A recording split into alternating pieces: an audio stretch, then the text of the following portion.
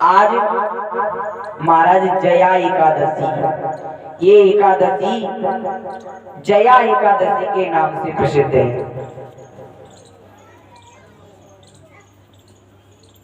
हर माह में 2 एकादशी आया करती हैं।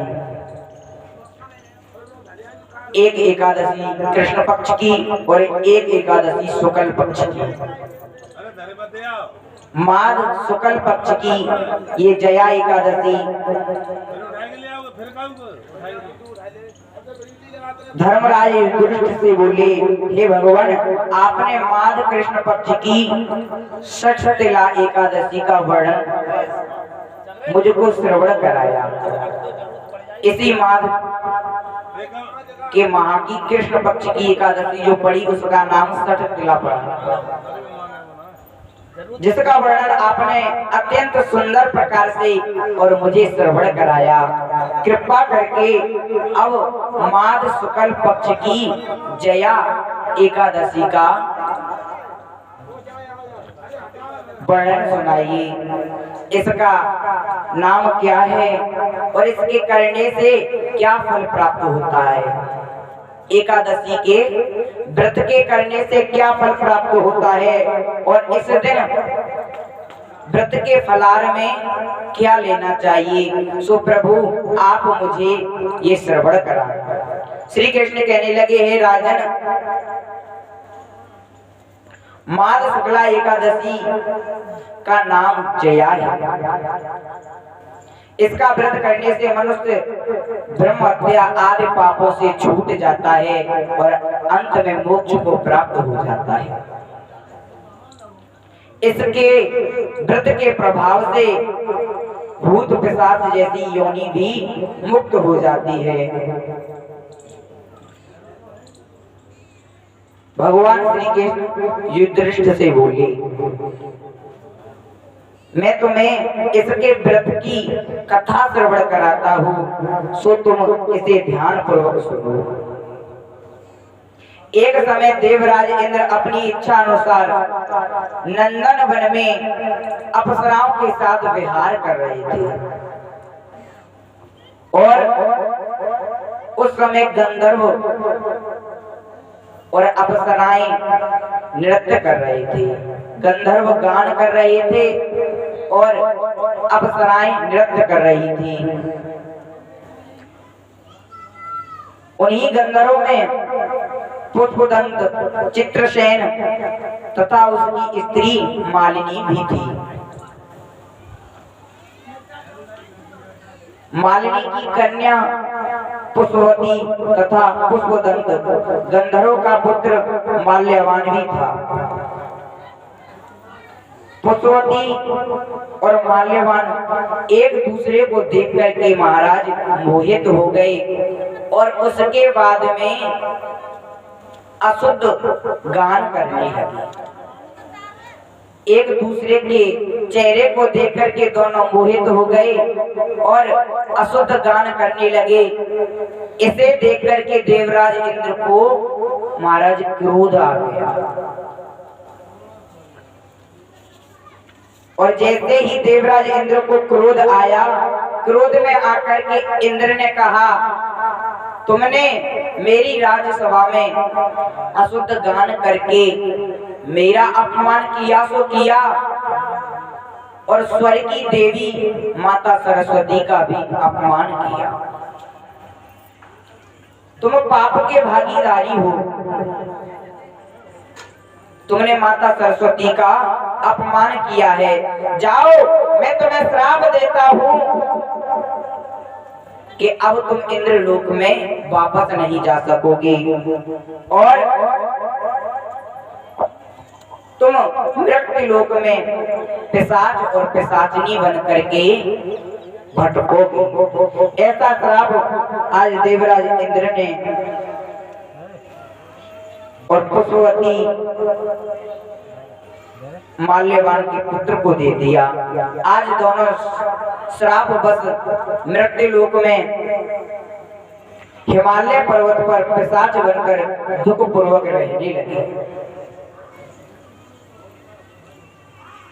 धीमे धीमे समय बीतता गया। वहां पर उनको अति भारी कष्ट मिल रहा था। बेचारे सर्दी से कांपते हुए वहां अपने दिन व्यतीत कर रहे थे।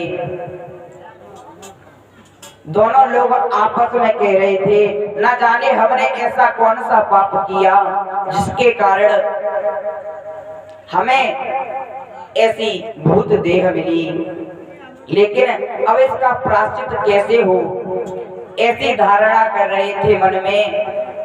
महाराज एक दिन यही जया एकादशी पड़ी, जिस एकादशी को दोनों ने साधन ना होने के कारण ना तो महाराज भोजन किया, फल फूल खा करके एकादशी का व्रत किया, और रात्रि में उन दोनों को नींद नहीं आई। महाराज एकादशी में रात्रि का जागरण बताया जाता है, रात्रि 12 बजे तक सोना नहीं चाहिए। दोनों को निद्रा नहीं आई। दोनों का एकादशी व्रत संपन्न हुआ और रात्रि जागरण करने से दूसरे दिन उनको एकादशी के व्रत के प्रभाव से दिव्य देह मिली, जिसे धारण करके दोनों लोग और इंद्र लोक में आए। बोले एकादशी मैया की जय। दोनों लोग इंद्र लोक में आए। इंद्र उन्हें देख करके एकदम अचंभित हो गया कि तुम दोनों यहाँ आए। बताया, हाँ, हम दोनों ने भूल से एकादशी का व्रत किया, जिसके प्रभाव से और हमें ये दिव्य देह धारण करने को मिली। हम सब पापों से छूट गए, हमारी मुक्ति हो गई। आज उन दोनों ने कहा, ये तो धन्य है,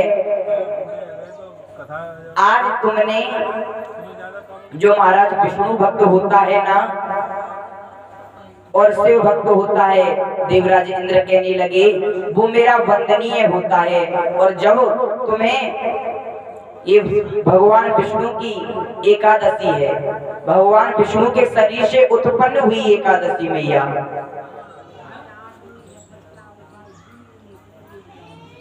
तो जब विष्णु भगवान ने ही तुम्हें क्षमा कर दिया, मैं विष्णु भगवान का भक्त हूँ, वो मेरे वंदनीय है, तो तुम भी मेरे वंदनीय हो गए।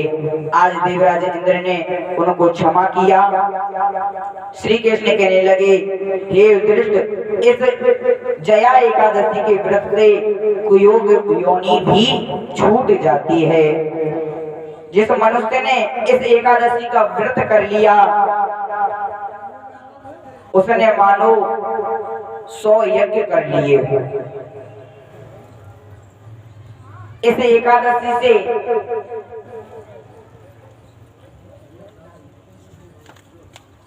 कुयोग योनि छूट जाती है, भूत प्रेत आत्माओं का उद्धार हो जाता है। ऐसी एकादशी ये जया एकादशी के नाम से प्रसिद्ध हुई। बोलिए एकादशी मैया की जय, बोले गोविंद भगवान की जय। आइए भाव के साथ में एक भजन, उसके बाद में चलते हैं पावन में श्रीमद् भागवत कथा की ओर।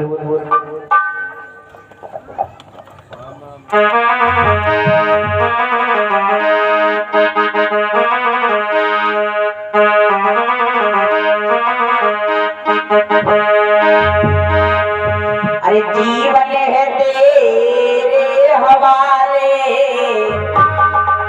मुरलिया हवाले, जीवन है तेरे हवाले, मुरलिया हवाले।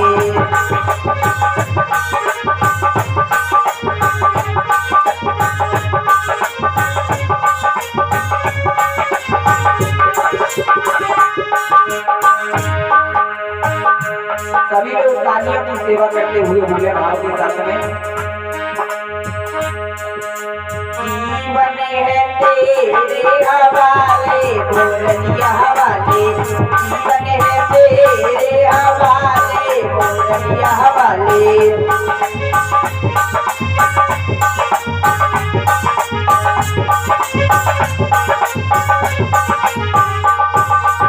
और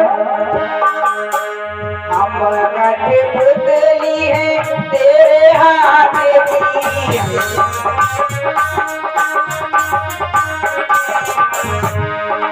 हम कठपुतली है तेरे हाथ की।